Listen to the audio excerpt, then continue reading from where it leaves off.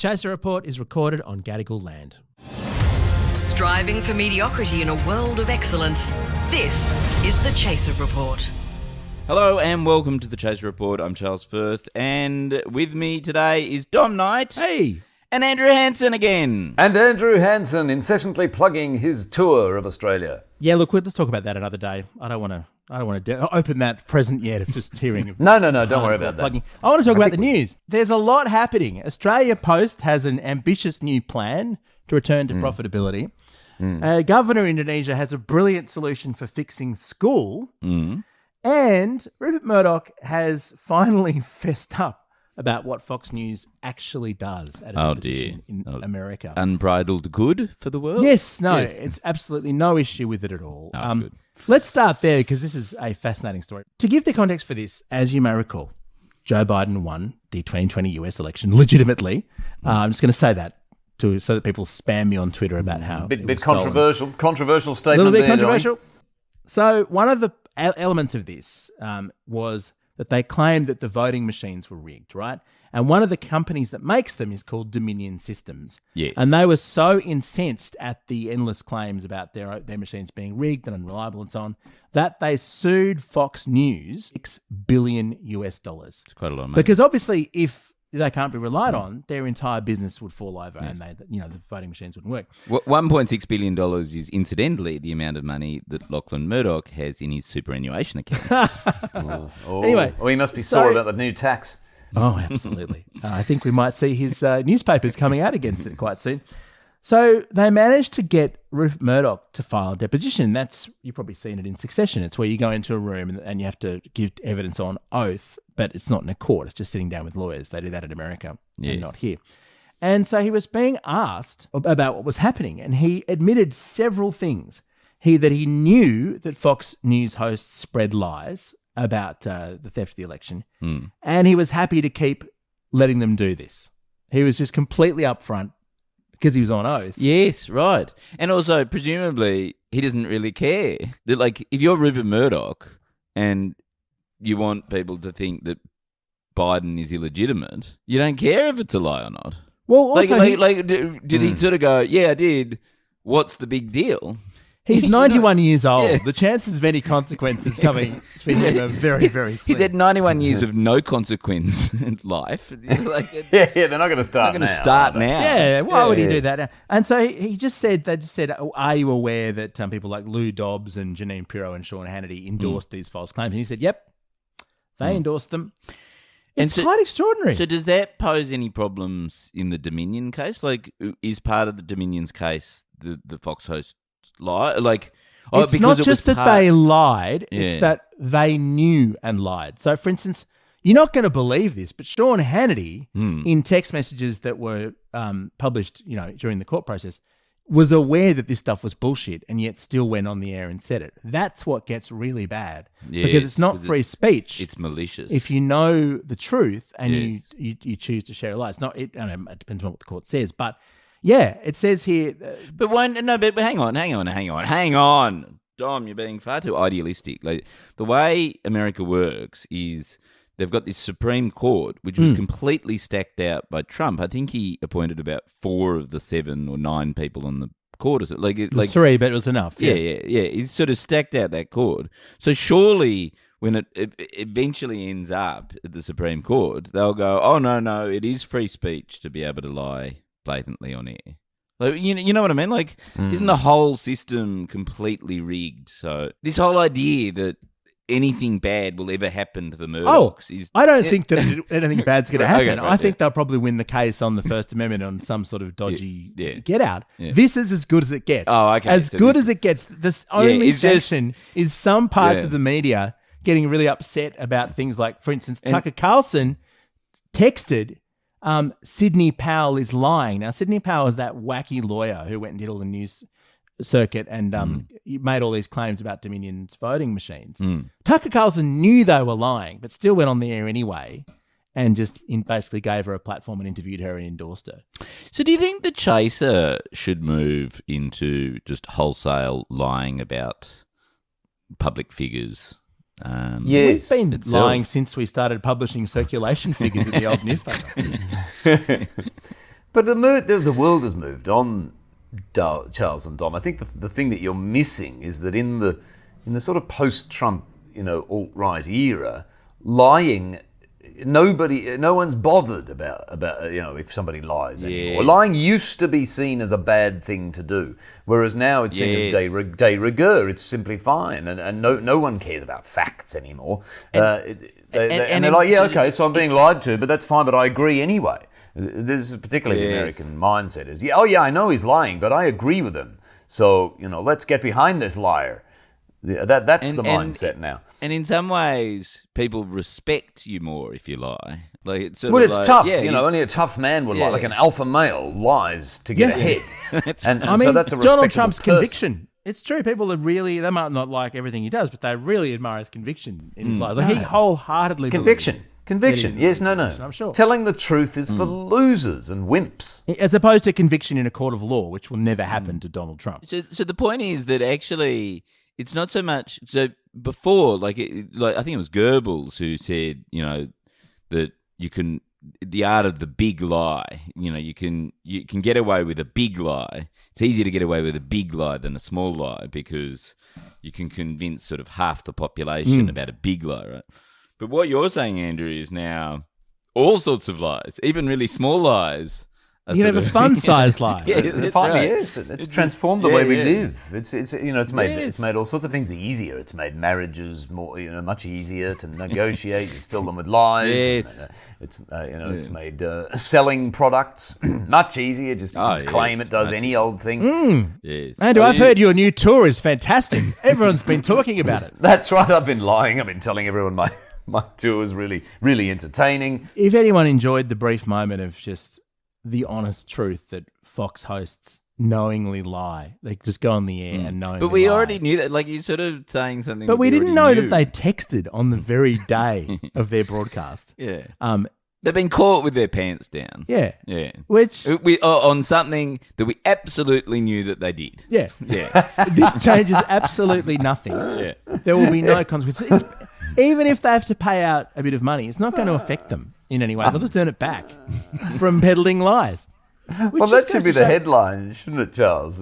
Liars caught lying. Yeah, true. Actually, that's true. I mean, Al Franken years ago wrote that book, Lies and the Lying Lies that they tell, or whatever it is. Yeah, Lies and the Lying Lies they tell them. So this matters not at all, but it's a brief moment of not consequences, just honesty. The Chaser Report. News you can't trust. Let's move on, though, because you're going to love this, Charles. I know you've got beef with Australia Post. Well, my issue with the Australia Post is that, and this is honestly true, Andrew, you probably haven't heard about this, but I got a big pack of Qantas merch bags, like Qantas, merch bags. Very witty. They were supposed to be delivered in sort of late November last year. Right, like comedy merch, sort of comedy piss takes of Qantas merch. That you created. And they got as far as, so I live in the centre of Sydney, they got as far as Macquarie Park, which is about, I don't know, maybe 20 minutes drive away, right? And on the app, you could see, on their tracking, you could see it just got stuck there. Right, and then it went between there and a place in Croydon and back again to Australia Post facilities, right, back and forth. And after about a week or two of this, it was getting quite close to Christmas. I really needed to sell this merch. I rang up Australia Post, and they went, "Oh yes, we can see that. Yes, yes, it seems to be stuck at Macquarie Park for some reason. It's all right. I'll contact the thing, and they'll, release it, right." And then I called back a few days later and they said, "Oh, yes, they had a meeting. They had a meeting about that box." Your box had a meeting? Yes, they had a meeting about it. What? I mean, it's not like they're excessively bureaucratic or anything. Nothing. They didn't move the box. They said, "Oh, yeah, there's a problem with the box." Anyway. So then, and it just the box was probably Like sitting. that, right? Do you reckon the box was just sitting on the table in the meeting as well, with them all just staring at the box? And They'd moved it into the room. What That's are we as far doing as they with this moved bloody it. Yeah, That's gotta no, go. literally at one point they said, "Oh yeah, we can see the box," and it's like, "Can I just come to Macquarie We Park? can see You can the give box. it to me." They can see the box. Yeah. Yes, you can Anyway. drive there. And then- So then I said, "Can I file a complaint, like about a non-delivery?" And they said to me, "No, you can't, because you got to wait 90 days before it's officially It's not late. not delivered." 90 days. And anyway, it hasn't been lost. We know where it is. Yeah, you can see it. So you can't right in front of me. You can't file it. You can't. You can't I'm file holding a it. complaint. I'm holding the box against in my the- hands, Mr. Firth. You cannot complain about it while I've got it right here. Anyway, And you know so- what the bags say on the menu? They say my other bags were lost by the airline. Yes, they're deeply ironic. Whereas these ones were that's lost very by ironic. Australia Post.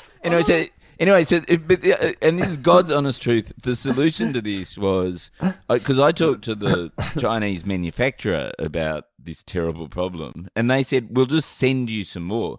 So the replacement bags have arrived from China faster than they've arrived from Macquarie Park, right? And anyway, they are now on sale at chasershop.com if you want a ridiculously stupid bag. But it's a perfect gift for Christmas last year. You know, you should buy one now. But anyway, Worry not, Charles. That is my beef with Australia Post. They are beyond shit. Andrew, are you okay with Australia Post? Have you got issues? Before I reveal the bright new future of Australia Post that will fix everything, Well, look, have you got beef with them? No, I mean, the thing I like about Australia Post is with the deliveries that if you own a house, you know, say not an apartment, and they deliver the parcel, it could be they could leave it anywhere on your property, and it's a kind of a challenge. It's a nice, fun game to try and work out where the parcel might be. You know, it could be in the azaleas at the front Who garden. just slipped in a humble brag about owning a house? But didn't you once have one where they left it on the roof? Didn't they throw it and Yeah, no, leave but it on that was in the roof? news. There's a story about it was actually in the news. You can look this up. Yeah, one guy came home and the Australia Post parcel, he wondered where it was, and then he looked up and it was on his roof. And the postie Technically delivered. had left him a lovely little note, and the news had the note as well. And the little note said, "Apologies, your parcel is en route. Maybe use broom to get it down."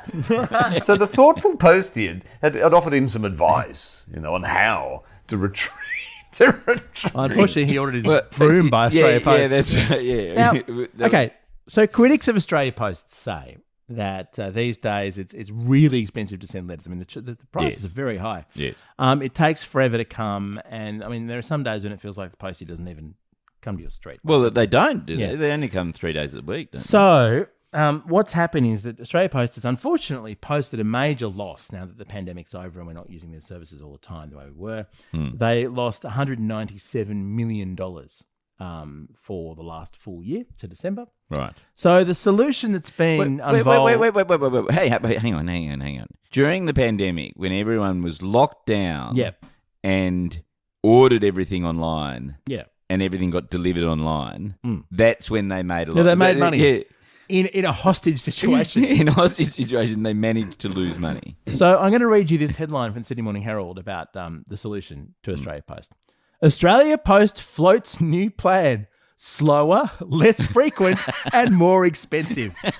That is honestly the plan. They're going to put... Is that going to be on the ads? I hope so. They're going to put prices up. So they just put prices up. Stamps now $1.20 instead of $1.10. And they're going to put it up considerably more.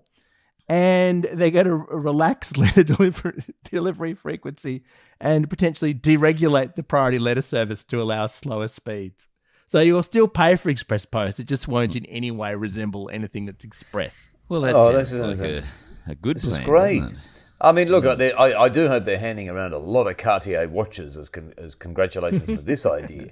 I wonder if they lost most of their money just having so many meetings about Charles's box. And of course they can't deliver anything else. They're all sitting there worrying about Charles's box, and the rest of It's been a Australia massive can't drain get of our resources. parcels delivered. All right. Well, the final... No. But can I just say, that I guarantee that plan will never happen. And the reason why is because the way that they have announced this plan is they posted it to the appropriate minister. And Yeah, they've got to have several meetings. it's right.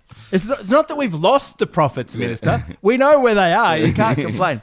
Okay, final story from the news this week that I want to talk to you both about. It comes from Kupang in West Timor, the Indonesian bit of the island Timor, which they should definitely give back. But anyway, the governor has decided that school should begin at 5 a.m.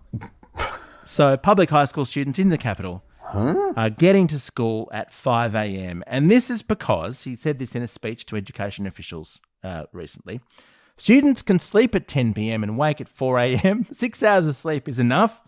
Bathe for 30 minutes, travel to school for 30 minutes because nowhere's far in this city. You can be at school by 5 a.m. That's his vision for the future of education. Charles, as a parent of teenagers, how well do you think that would work here? Oh, look, my 14-year-old son will love this idea. I think, like the earlier the better for teenagers. That's their mantra. It's always, Dad, wake up. It's 5 a.m. We're running late. And the amazing thing about this is that school in this part of Indonesia already begins at 7 a.m. Fuck. No, but surely, I'll tell you what Hartley would honestly do in that circumstance is he just would not go to sleep. Like, what he would do is he would stay up all night, go to school, and then come home and sleep in the early afternoon. That would probably actually better fits his biorhythm. You reckon? Actually, I think I think we should implement it here. I think school is about doing something that you hate, right? Yeah. Because it's training you for the rest of your life. Like, That's true, actually. it's about, I've got to go to work, I've got to go to school, sort of thing. So I think 5 a.m. Yeah, let's do it. Start the misery earlier. Yeah. I just love this. The local education, like the local union and education leaders and so on, have had to try and mount a reasonable argument as to why this is ridiculous. And they've just said, sleep's very important for growing children. This guy doesn't give a shit. Let's just start at 5 a.m. So there you go. That's the solution to Australian children falling behind in global standards. Yep. And one of the objections raised is that there is no public transport available in the city at 4:30 in the morning. Oh, but imagine that governor, though. I can guess his answer to that. Is going to be something like, walking 400 kilometres a day is good for you. I mean, he sounds like the most hard-assed guy I've ever heard of. So, I mean, my daughter had to get up at 7 o'clock this morning to go in early for an activity, and oh my God, the fuss that she made. So tomorrow I'm going to do it Indonesian style and wake her up at 4 in the morning. That's it for the news this week. Our Garrison Road, we're part of the Iconoclast Network, and these two idiots want you to come and see their live shows. I advise against it, but if you want to, MrAndrewHansen.com or chaser.com.au/live? No, wankonomics.com. Oh, wankonomics.com. Okay. Yeah, a whole new website. That'll work. Yeah.